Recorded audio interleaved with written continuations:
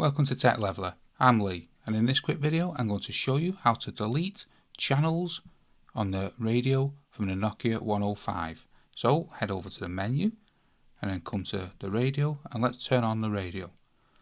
So let's say we want to remove this best channel here.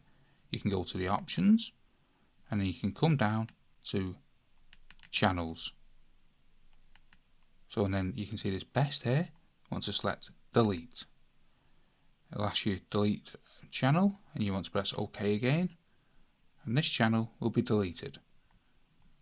So now you can add extra channels if you wish, but there's plenty of empty spaces to add all them channels.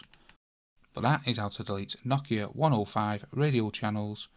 Hope you found this video helpful. If you did, smash the like button, smash the subscribe, and don't forget to check out this playlist here where I have many other Nokia 105 tutorials.